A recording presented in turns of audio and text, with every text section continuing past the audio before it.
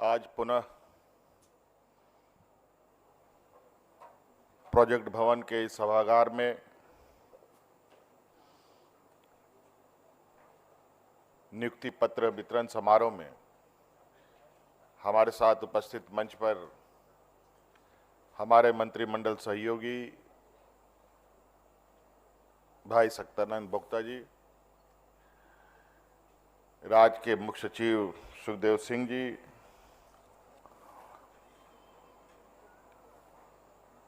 हमारे प्रधान सचिव बंदना दादेल जी, सचिव विनय चौबे जी और वाणिज्य कर विभाग विप्रभाल जी एवं उपस्थित यहाँ नवनियुक्त आप सभी पदाधिकारीगण, आप सभी का मैं आज के इस शुभ अवसर पर हार्दिक अभिनंदन करते हुए अपनी ओर से जोहार करता हूं, ढेर सारी शुभकामनाएं देता हूं।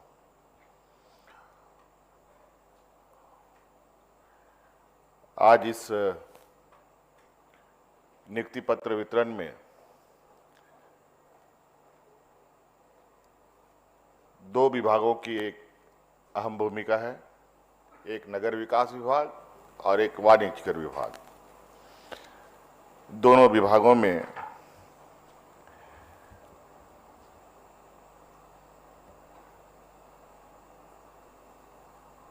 नगर विकास विभाग में 47 और वाणिज्य कर विभाग में 46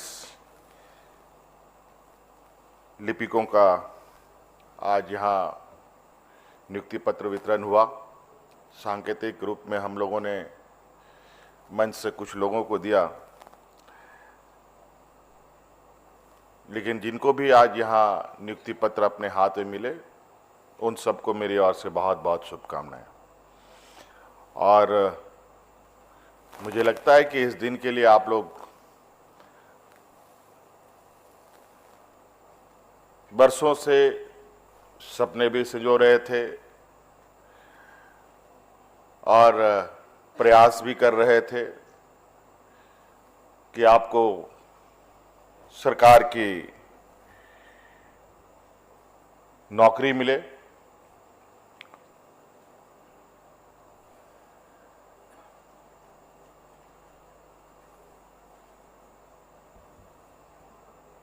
कई तरीके के कार्य होते हैं।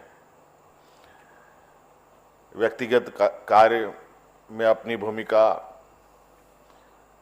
प्राइवेट जगहों पर कार्य करते हुए अपनी भूमिका, सरकार के अभिन्न अंग के रूप में काम करने की अपनी भूमिका,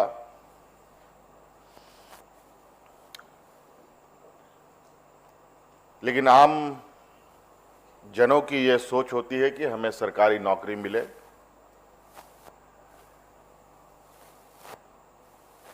और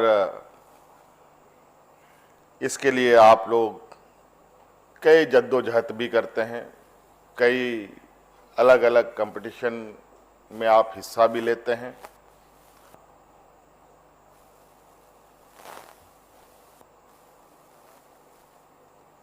कहाँ आपका किस्मत जगेगा ये आपको भी नहीं पता, लेकिन आप जरूर सरकारी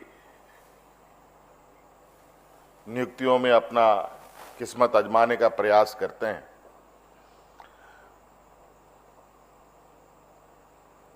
लगभग 100 के संख्या में आज यहाँ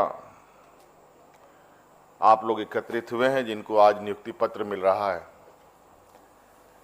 ये पहला अवसर नहीं है, इससे पहले भी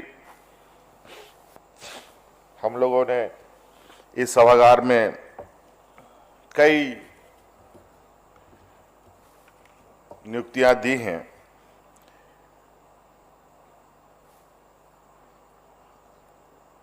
और ये सिलसिला बहुत ही कम समय में और इतनी तेजी से हुआ है कि शायद मैं सभी का नाम भी ना बता पाऊं, लेकिन मुझे जो हल्के में याद आता है कि कुछ वीडियो की नियुक्ति भी हम लोगों ने इस सभागार में किया। सीओ की भी नियुक्तियां की हैं, डीएसपी की भी नियुक्तियां की है। बड़ी संख्या में शिक्षकों की भी बहाली हुई है।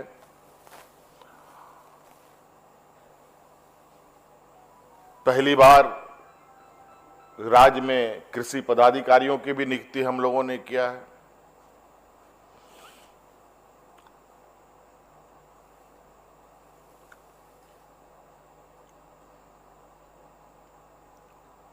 और पहली बार राज्य में खेल पदाधिकारियों की भी नियुक्ति हम लोगों ने किया। पंचायत सेवकों की भी नियुक्ति हम लोगों ने किया। अनेकों ऐसे नियुक्तियां हम लोगों ने दी। कई समूह तो इतना अधिक था कि इस राज्य में इतना बड़ा सभागार ही नहीं है। इसके लिए हमें खेलगांव के खेल स्टेडियम को चुनना पड़ा, जहां हमें नियुक्ति पत्र वितरण करना पड़ा।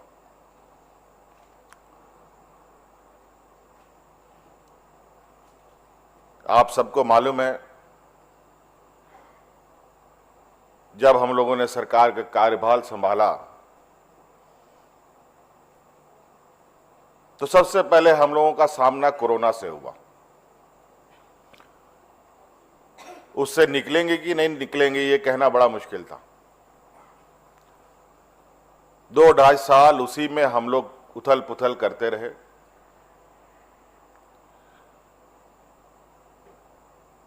समझ में नहीं आता था कि क्या किया जाए, और बहुत आशा उम्मीद के साथ हम लोगों ने सरकार बनाई थी।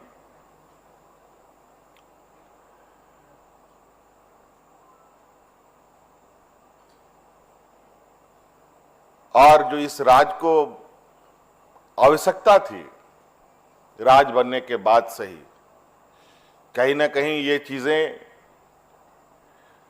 विगत बरसों तक उसकी आपूर्ति नहीं हो पाई, उस कार्य को नहीं किया गया।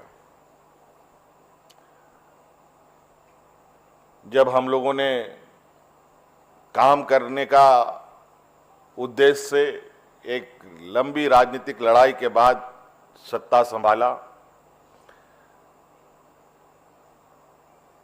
कोरोना जैसा चुनौती हमारे सामने आ गई। उसके आने के बाद आप सबको मालूम है कि राज्य में सुखाड़ भी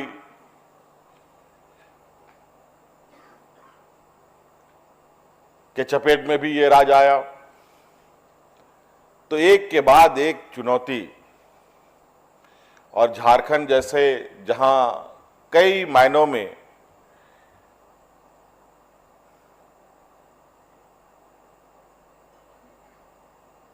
और कई चीजों में कमी होना, चाहे संसाधनों के विषय में, चाहे वो व्यवस्था के विषय में।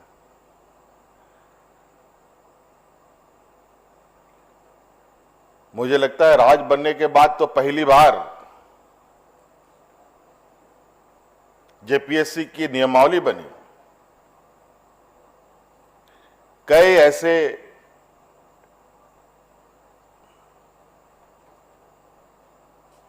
वर्गों के नियुक्ति नियमावली थी ही नहीं, तो बहाली होगी कैसे? और जो भी होता था कोर्ट कचहरी के चक्कर में फंसता था।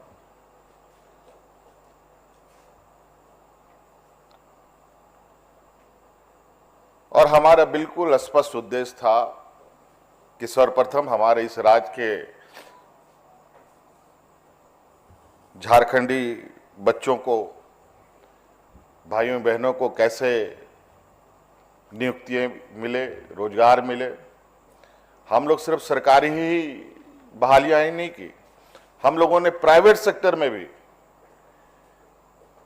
हम लोगों ने बहाली की।